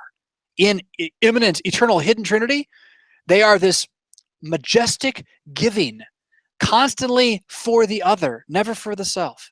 That's the God who created the world. That's the God who redeemed the world. That's the God who is in you by these promises. And so you are going to be shaped into that image as well. It's wonderful. It's a wonderful hope. Even as I find the sin in my life that keeps like not really doing that, but doing me instead, yeah, I can still look back and say, no, well, God says this is the way it's going to be. Thank God. And know that, again, I'm leaving a puddle of grace behind me, whether I see it or not. Yeah, not based on me, based on the promises. Therefore, welcome one another as Christ has welcomed you for the glory of God. Again, probably connected to the arguments they're having about who eats what, when, where, back in chapter 14. Don't want to dig back into that too much, but hospitality in general. To know that God looks with good disposition on you. So why would you not want to try to look with good disposition on others? Verse 80 says, "For I tell you that Christ became a servant to the circumcised to show God's truthfulness, in order to confirm the promises given to the patriarchs, and in order that the Gentiles might glorify God for his mercy, as it is written." And he's going to quote some verses. So this is sort of a bit of a capstone here, I think, on the entire book, right? Which has been about that Romans road of God created the world, we fell and broke it. You're actually a big part of the problem. God saved it in Jesus. You're baptized into Jesus. You're still a sinner, but the promises of chapter 8 are all for you. And now you're the new Israel, the new covenant, the new people of God that God is electing, he is choosing, he is driving into eternity. No longer children of circumcision, right? But children of the new circumcision by the heart, as Colossians would say, of what death and resurrection in Jesus is what baptism is. All that being said is kind of capped now. Let me prove it with a few Old Testament quotes to just shove it all home. Christ became a servant to the circumcised, that is, he went into the old covenant in order to show God's truthfulness in promising that the old covenant would save the world, to confirm the promises given to the patriarchs, which are before the old covenant. In fact, Abraham, it comes before the Levitical codes and all those kinds of things. But to confirm the promise that through Abraham he would save the world. Through Isaac he would save the world. Through the code of Moses and Sinai he would save the world. Through Eve he would save the world. Through Noah he would save the world. Through David he would save the world. Jesus entered into that era that we saw him live, suffer, die, and rise in order to prove that God meant it when he said he was going to do it through this peculiar people. And in order that the Gentiles, I wish we'd translate that as nations. I really do. The nations, meaning you, right? Anybody who's not a Jew by birth or part of the old covenant, Jesus went into the old covenant so that those who are not in it could glorify God for his mercy. So that mercy could be on all people, not just those in the old covenant. And now he's going to quote to prove, because again, it's the capstone of the entire book written to these Romans who are Gentiles. They are the nations, right? They're not predominantly Jews, Jewish Christians. So let me demonstrate it by an Old Testament that God has always been for bringing all people, not just those in the old covenant of circumcision, into the household of faith. He says, "Therefore I will praise your name among the Gentiles, the nations, and sing to your name." And again it is said, "Rejoice, O Gentiles, O nations, with his people." And again, "Praise the Lord, all you Gentiles, and let the people extol him." And again, Isaiah says, "The root of Jesse will come, even he who arises to rule the Gentiles, and in him will the Gentiles hope." And anybody who says never proof text has got to kind of deal with Paul here, because he basically just proof text. Yeah. And he didn't give citations. Well, as we learned in Bible study this Sunday, Paul's an apostle. He can do that. Oh, I don't know. Inspired and inerrant non-citing. I think my point is along the lines of, it's fine to not give a citation. You can just quote the scriptures. It should actually be the scriptures. Like it shouldn't not be. Yeah, make sure it's actually there. Yeah. It's in the back somewhere. Yeah. Well, it's written in the good book somewhere. God helps those who help themselves.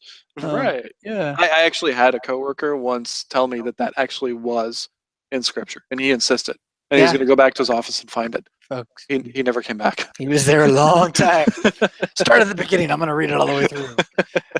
So the whole point of these citations here, notice how every one of them has that word Gentiles in it. He's just saying, look, the Old Testament says this covenant's for everybody. And so in this root of Jesse, oh, great Advent language there, right? The stump of Jesse. That Jesse is David's father. His house, the house of David, was this great tree in the era of David's kingdom and Solomon's kingdom, but it's been cut off. It's a stump now. And David's name isn't even on it anymore. It's just the stump of Jesse. But there's going to come up a little shoot from this stump of Jesse, and that shoot is Jesus, right? The heir to David's throne, born of the Virgin in Bethlehem.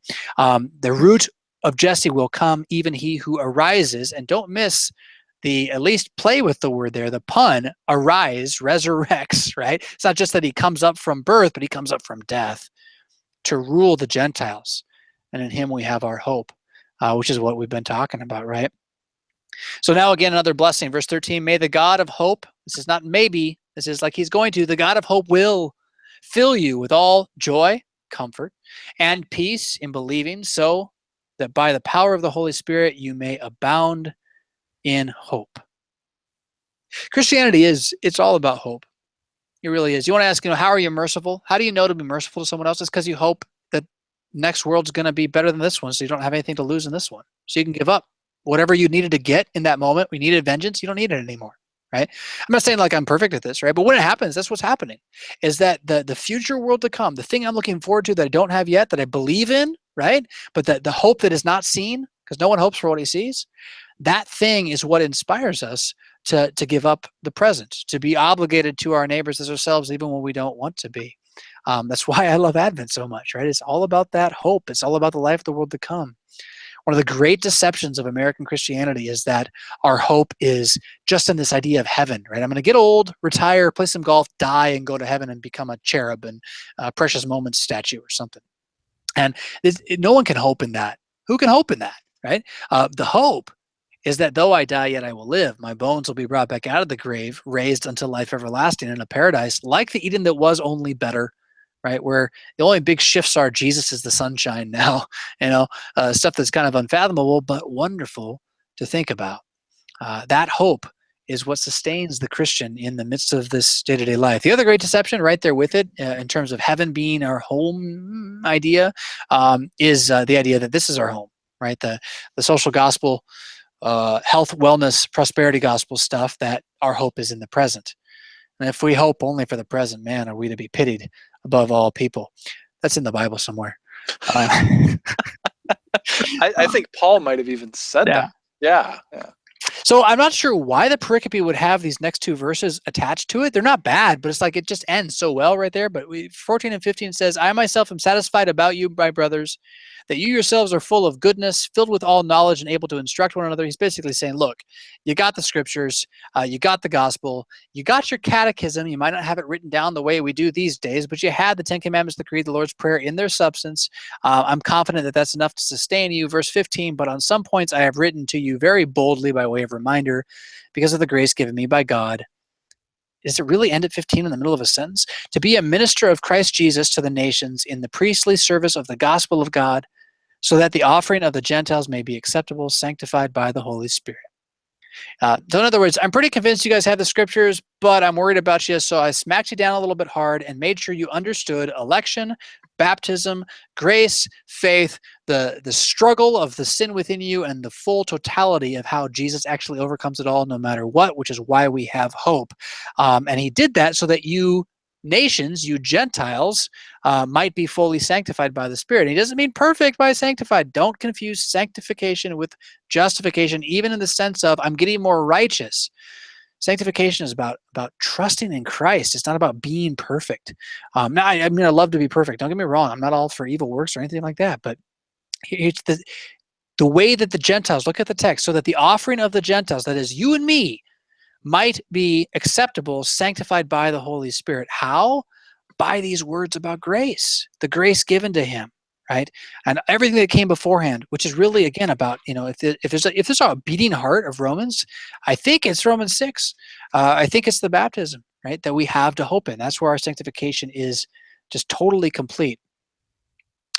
He says some more there. We could go on to that now, but we've been going for 20 minutes here. So did we get any questions about that? I mean, that was a ton of stuff I just threw out there.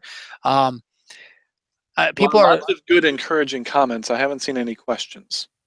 Are they doing like the hands in the air? Amen. Preach it, Pastor Fisk. Like, did they type that? Let's see. There have been a couple that were close. Where is it? See, we've also got a geek comment war going on at the same time. About So ninjas still? I call John Wayne a pansy. Yes, it's about ninjas. I decided to just drop a bomb and do that. First world problems. I'm trying to find. There were some good comments about it here earlier, but they've moved on now. All right, that's fine. We got a bunch of questions that we didn't answer last time. I want to dig into some of these here. We got 25 minutes left here. Oh, question. What if I see no evidence of sanctification? Cafe Sola is wondering, or Christopher.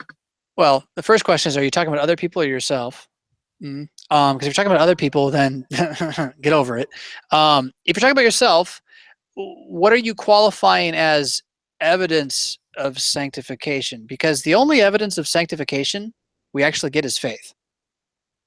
Your works are not evidence of sanctification; they're evidence of justification. Go to James, right? You got to, if you want to be justified before other people, you want to be able to judge your justification. It is all works, all law. That's why we hope not in our justification before men, but in our justification before God. But if you want evidence, that's the way you get it. The evidence of sanctification, of being made holy, not righteous. Don't confuse holiness and righteousness. It's so silly that we do this with these terms, right? They're different things. They are connected to each other. Someone who is holy in God's presence will also be righteous. It's true, right? But don't confuse them. The evidence of your being made holy by God, which is not a process, it's not a ladder, it's not a progress, it's a declaration, it's by grace, it's election, is that you're a believer. That believing makes you holy by setting you apart from the mass of unbelievers who don't believe. Right? It is through faith alone that Jesus Christ has become your sanctification. That's the way the scriptures generally talk with that word, right? There is some language of new obedience that's used in some Lutheran circles, yeah, and even in our confessions from time to time that uses the word sanctification for that. But man, steer away from that. It doesn't help you. It puts you in a place where you're at right now. You're like, where's my evidence of sanctification? You want evidence that you're sanctified? Take and eat. This is the body of Jesus. That is evidence that you're holy. Eat it. Oh, you don't want to eat it? Okay, then you're not holy because you rejected the holy thing, right? That's sanctification. Will sanctification have an effect on your good works? Yes, right? The insanity that would say that it wouldn't is unbelief itself. Of course, you being holy is going to affect your justification before men and how you behave in front of other people. Of course it will. So is that your question? You don't do any good works ever? Really? You want me to answer that in public?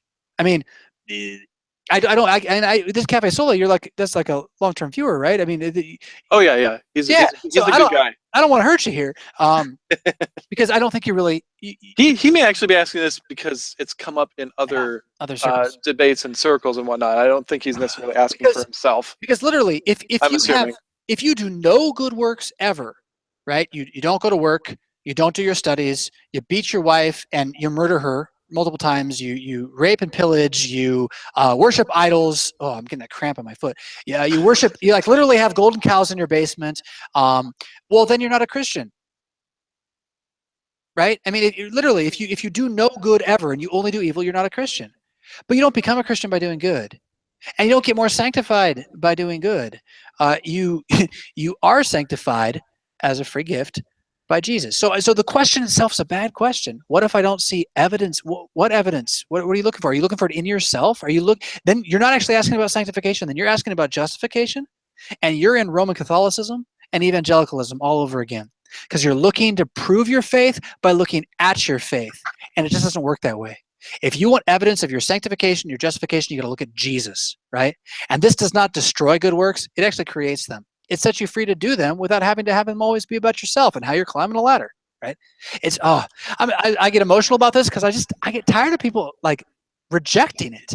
Yep, like as if when Paul says this multiple times, shall we go on sinning that grace may abound? His answer isn't clear enough. Of course, that's not what he's saying, but that does not take away the fact that it is the gospel that creates faith. The gospel is the thing that sanctifies. That's the holy thing. It used to be, in the divine liturgy right now, your pastor, when he says the words of institution, he holds up, he should at least hold up the bread and the wine and say, the peace of the Lord be with you always. He's not talking about the handshake that everybody does after this at this point. He's talking about this is peace from God. It is a declaration. It is an end of warfare. The bread and the wine that are Jesus. In one of the ancient liturgies, they said something a little bit different. Same idea, but what they said was the holy thing for the holy people. The holy thing for the holy people. Right? You who were far off, you who were not a nation, you are being made a nation as you come to this God who's going to go into you. And if that's not enough to sanctify you, nothing's enough to sanctify you. If you got to go add some proof to it, you got a different God. You got a different spirit. That's basically what Luther ended up saying to the holiness guys that were around in his day. And this is what this question comes out of holiness stuff. This is Wesley, right? And Wesley borrowed it from Lutheran pietism. That's Lutheran pietism. It's a different spirituality at the end of the day. It's not content with grace. It's not content with God killing me and raising me in Jesus. I have to go add more me to it. Why? Why would you want to do that? Why would you want to do that? You've been set free from you. Be content with Jesus. Are you saying we can go do whatever we want, Pastor Fisk? No! Romans 6. Jeez. Right? And that's why, I mean, it's an endless circle of a conversation. And, either you believe the gospel or you don't. And yeah, if you don't believe the gospel and you think the gospel is a license to hatred, then you don't believe the gospel. And then you're not a Christian. Like you're on or you're off this wagon. Yeah. But don't think you're on the wagon because of how good you are or because you can see signs of it in your own life. I mean, we can go to this last one too. If you're worried about it, am I really a Christian? I'm not sure. I feel bad. It's a fair question. It happens, right? Well, then you're a Christian because a non-Christian wouldn't be worried about it. They'd be off just doing the evil and not worried about it. So there is a proof of your faith in the sense that you doubt your faith. That's not usually the answer most people are looking for, but it is there. It's an experience we have, the Aftung, the dark night of the soul. Good question. Awful question. We've got a follow-up question about works, and I think part of it might be a misunderstanding of what works actually are. So maybe spend a little bit of time talking about that. But baptized 1985, who I probably know, but I can't remember offhand who that is. Should I fake my works for my neighbor when I don't want to do them? Yes. Are you kidding me? They're not fake. I mean, what do you mean fake? You mean not feel them? And what kind of sissified American are you? You got to feel everything you do, right? I mean, got it. I'm not trying to be mean, right? I'm just being a jerk. But I'm not trying to be mean, even though I am. But do you see how we've been lied to with this idea that we have to feel a good work for it to be a good work? Like, okay, so I see some really dirty, gross, homeless old woman, and she's walking in front of me, and she like pukes everywhere and falls in front of me. I'm not going to be real excited about helping her. There's no way. And maybe she spits in my face too while we're at it, right? And so you find me the human who's like, yeah, I can't wait to help her. But if you get down on your knees and you help her, guess what happens? She gets helped. That's a good work. It isn't like something you should laud yourself for. It's never something you should laud yourself for. The reason you want to feel it is so you can laud yourself for it. Yeah. The real good works are the ones you don't want to do and you do anyway because you believe they're right, which is actually having faith that the work is right. You just don't have faith that it's justifying you, right? You see the difference? Oh, it's kind of cool, really. It's kind of freeing. Yeah. I don't know where to go with it from that. A good work is a good work because it's commanded by God. It's the way we are built to be. It's right and not wrong. I can take any good work that you or I, as a Christian, ever do, and I can promise you that inside of it is a deep evil in your soul. Your concupiscence, your corruption, your self-will has found a way to bend that thing for your own benefit, even if it's only to feel good about doing it. Yeah? That makes it evil. It doesn't stop the actual external work from being a good work for everybody else. So the Christian is free to stop worrying about my motivation in doing the good work and just do the good work, right? Can you see, get this? So the alternative is that because I don't feel like doing the good work, I don't do it. And then I'm more righteous because I didn't go do a good work fakely. I didn't go do a fake good work. But you've actually done less good work. You've actually just ignored your neighbor in the name of yourself, right? It's such a backwards way of thinking. It's so human and inbred. Yeah. It's so against mercy. I think we also need to remember as we're looking at works, for me at least, it's been helpful, the sheep and the goats. When Jesus is telling about, you're the one, here, you did these things for me. And the sheep are like, what? When did we do that? We visited you in prison. We clothed you. We fed you. We don't remember doing that. And they don't remember the good works. I mean, the point of the good works isn't that you should know them and recognize them so you can, like I say, when I see my fruit, I tend to eat it. I'm pretty sure I got that from somewhere. I don't remember who, though, but it's like this idea of, oh, good works. There's my fruit. Great. And I'm going to eat it. That's kind of what we do. The sheep, they didn't even see their good works. They didn't even know they had done them. They were confused. Really? We did that? I didn't even know. Because if they had known, they probably would have tried to do it better. And there you get that concupiscence in there. And what do the goats do when he tells them he doesn't know them? They keep pointing to their good works as their proof. But I did this, I did that. See, over here. Yeah, and there's plenty of text to go to, and that's a good one. It's all over the New Testament if you're looking for it. The thing is to wrap your mind around this absolute shift, to recognize that me can't be good, ever. But God's declared me good anyway. And so I am. And it's all his mercy. It's all him setting me apart. And the only way any of this is received is through the faith which believes the promise. Doesn't believe new promises I make up about how good I'm going to be now. I believe his promise that I am good no matter what I see because of what he says to me. And that faith believing it is goodness. And that will have an effect on how I help my neighbor. But the best helping of my neighbor that I do, I won't see the goodness in it. I won't be able to look at myself because as soon as I do, then it's no longer good, right? Now I'm trusting in myself instead of God, and I'm actually going to do less of it. It's why to pursue a conversation about the need for Christian sanctification as a whole is actually to destroy Christian sanctification. It's to destroy good works in the long run. Paul says this himself. He says the law comes to increase the trespass. If you want to go back to the law, if you want to return to the vomit after escaping from it, right? Like a sow that's been washed to go roll in the mud again, what you're going to do is you're going to actually create more rebellion in your heart than there was before, and you're going to have less time to do the fake good works that actually help people because you're so busy being sanctimonious and pious off in a corner with, whatever you've made up for yourself to do. I'm not even on this train because I'm all about good works. I wish I was that good. I wish I was so good that I was like all about, let's just go do good for everybody. I'm thankful for grace. And I'm kind of convinced that is the good work that others need more from me than anything else in general. I mean, obviously, the Ten Commandments want to be obeyed.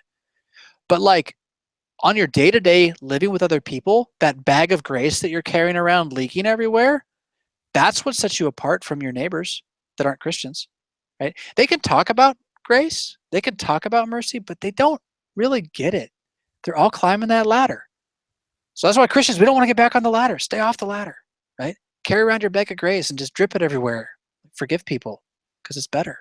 And I'm totally convinced that that's actually the good work that's most needed. That's what it means then to fulfill the law of love rather than be trapped in some sort of thing where I'm measuring my faith all the time. Let Jesus measure your faith, right? You worry about your neighbor. 848. Get some of those viewer questions that we didn't get to last time. Yeah. Okay. There were some big ones in there. There were. I'm not sure that's like it's good to go into them because of that. Well, let's do the differences between Lutherans. I think because that's kind of come up in the comments today a little bit. Somebody was having their church kind of split, so there's an ELCA group, an NALC group, and all that. So it might be worthwhile taking the question about different kind of Lutherans. Alphabet soup.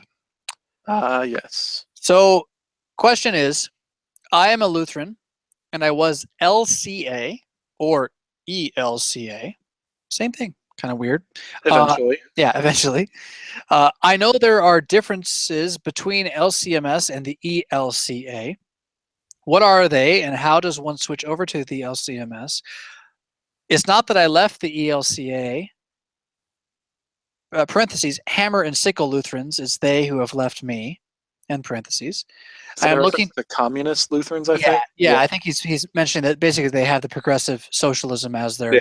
they're doing in church, which is why this new stuff is important too. Back to the liberal left stuff, the progressive left is like this. This is socialism, and it's a spiritual movement, and it's in churches as if it's the gospel. That's why we should be worried about it, right? It's not about protecting our liberties, just about that.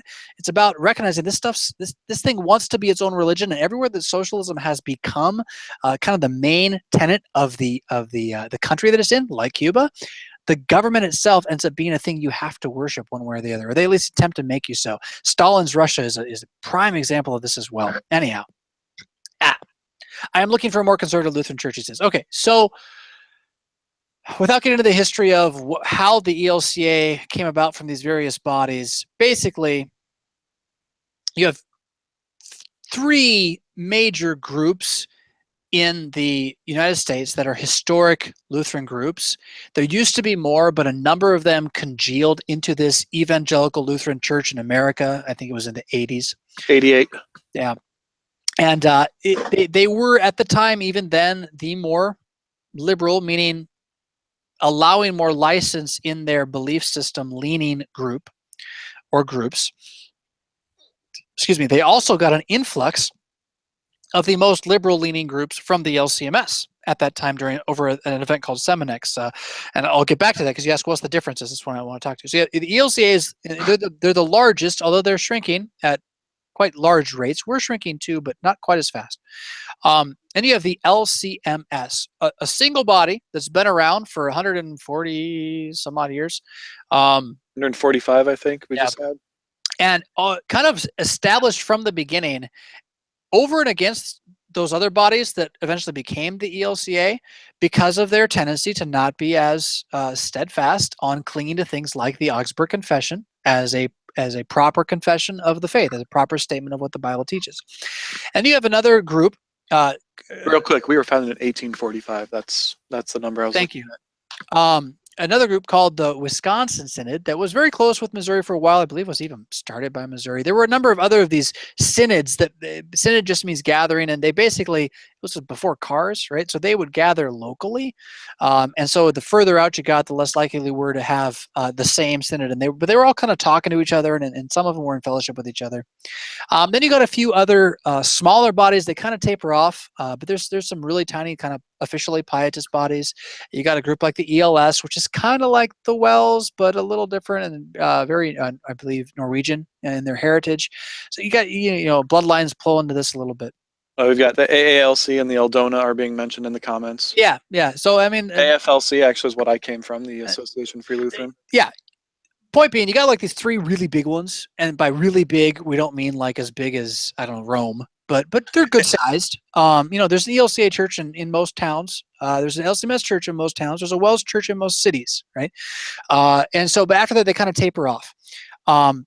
The way that they relate to each other, everybody, is pretty convoluted. But what I'm going to try to do here is just answer the question, which is probably the biggest one, between, what is the difference between this ELCA body and then its splinter groups, because NALC was mentioned, right? Isn't that one of the Yeah, they formed a couple years ago, right after the 2009 decision in the ELCA to ordain homosexuals. So you have the NALC and then the Lutheran Churches and Mission for Christ, the LCMC, Lutheran Congregations and Mission for Christ. Yep. Those are both groups that broke with the ELCA over homosexual marriage.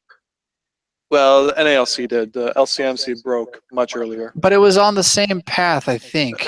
They were over the episcopal oversight. Oh. They didn't like that. Okay. The challenge with both those groups is that they didn't really change much. They kind of are still the same body. And so I would continue to personally lump them into this. If we're gonna segment our Lutherans here, you got the progressive Lutherans, and I'm going to distinguish what makes them that in a moment.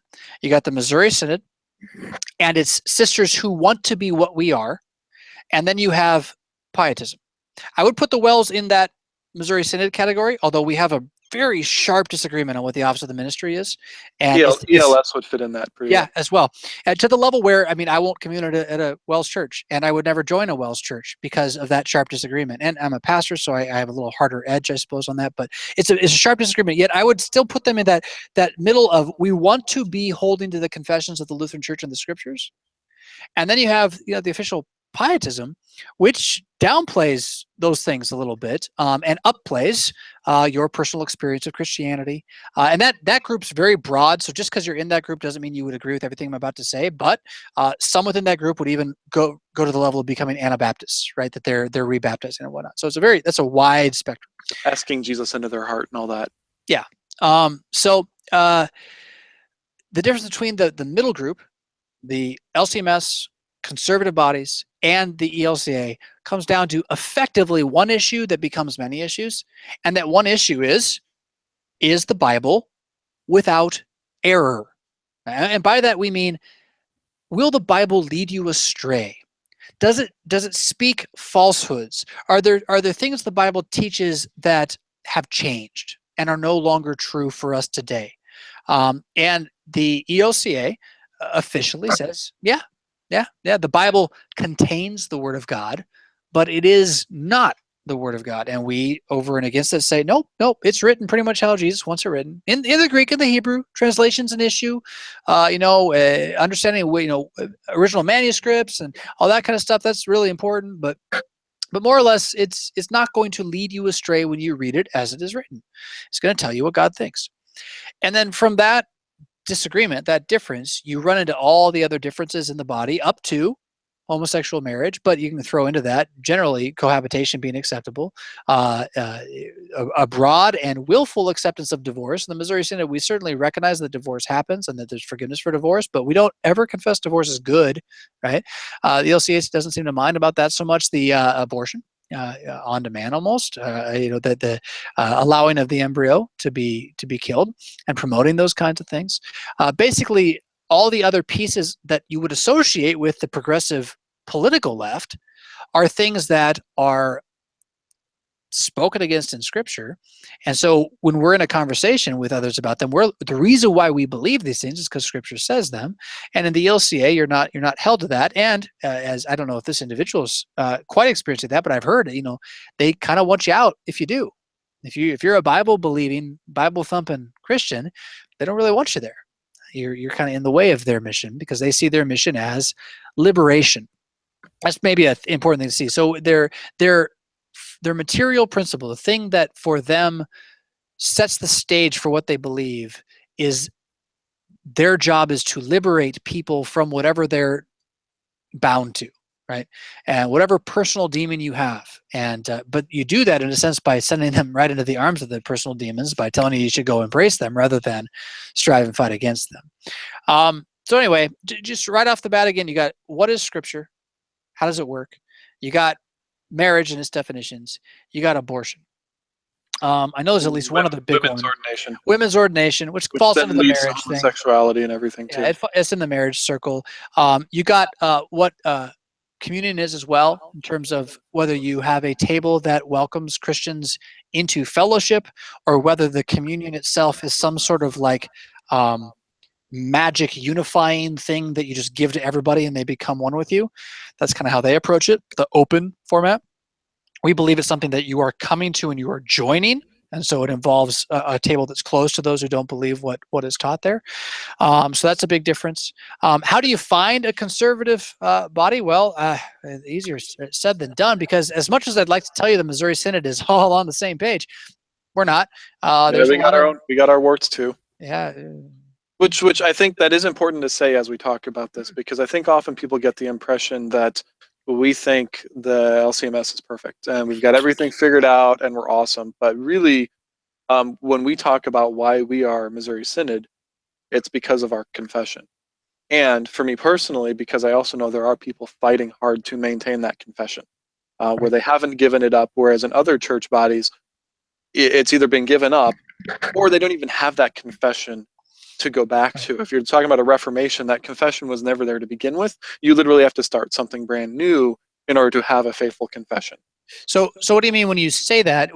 the idea of having a confession, just in case that's new to you, is that on paper, we claim as a body to hold to the apostolic scriptures and the prophetic scriptures as being without error, and that we confess the way they are repeated in the Book of Concord of 1580 is faithful, so that your small catechism, your Augsburg Confession, your Formula of Concord are trustworthy tools for helping you set some boundaries. If you want to set, you got your Bible, as we're going to put boundaries around the Bible, and you say, if you go outside those boundaries, we're pretty sure you're outside the Bible too.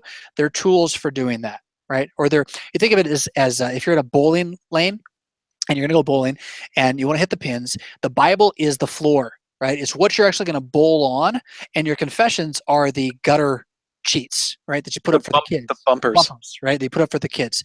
So you're never actually on the confessions. The confessions are pushing you back onto the scriptures, right? So when we say we have a faithful confession, that as a body, we officially say that's what we want. The ELCA doesn't say that. They say that the scriptures are a historical document that's from the Spirit of God, but is open to interpretation. The confessions are a historical document that had a time and a place of faithfulness, but may not apply to us today. Now, it's not the exact language they use, but it's effectively what they do. Yeah? Pietism is a different topic we're talking about. I'm not as much an expert in their history, which I have Richard on for that. Yeah, we got Richard to talk about that. But if you're going to try to find a conservative church, and you mean congregation, you really got to start visiting some websites. You can't just go walk into anybody with a brand on the door. And I'll tell you what you want to look for on the website, and some people are going to be upset about this, but you want to look for liturgy. Yeah. You want to look for hymnody. It's not about organ at all. It's about knowing you have somebody who doesn't believe he has to fix everything and is content to receive gold when it's handed to him, which is what this stuff is. So I think, especially as you're looking for a church that you feel safe in, those are things to look for. I would also always talk to the pastor. And one of the questions that, if I weren't a pastor already and already networked with people, but let's say I'm just a layman walking in, I don't know somebody, and we're joining a church right now, and so I didn't ask this question, which is why I'm saying that, but it's a good question to ask, is when was the last time you read your confessions, and how often do you read them? And if the guy says, even if he says, oh, I haven't read them in about 3 years, I really want to again, like, that's good, right? If he says, oh yeah, the confessions, I should read that again sometime, don't join that church. You want a guy who's continually having his bowling ball bounced off the bumpers back onto the lane if he's going to be preaching it to you. So, and if he's teaching a confessions Bible study, that's even better. Even better. Yeah. Yep. Hey, it's 9 o'clock, and I got a bright and early morning, as I do every day, at KFUO. So we're going to go ahead and log out. Thank you all for tuning in. Worldview Everlasting. I don't even want to be a professional right now. I should say something like, really cool, and we're awesome, and you watch us. If Issues Etc. has the smartest listeners, what do we have? They're watchers, they're viewers, I don't know. You guys need to tell us what you are. They have the smartest listeners in radio. Table Talk Radio doesn't have any listeners at all. What do we have? It's your Lutheran Spin Zone. I like that one. Yeah, let's stick with that. Yeah. So, guys, how many are watching? I want to know. 101. 101. So we dropped a few. Well, it's been going up and down. Now it's 100. Quick, sign off while it's still up. Fairweather fans, away with you. We've saved the best till after you're gone. You don't even know. No, seriously, we'll be back next week, and hopefully we won't have any more change next week for you to see. There will be drywall on the wall. Yeah, and you're going to see the drywall. And we'll see if we can get a guest for next week. There's not, I'll be angry. We'll see if we can get a guest for next week as well, even if it's just Brian Wolfmueller. It'll at least be somebody we're chatting to. This is, I'm so tired, I don't even want to say it, but I'm going to say it. I'm going to fake it. I'm going to do a fake good work. Thanks for tuning in to Worldview Everlasting, your Lutheran Spin Zone. Until next time, rock on.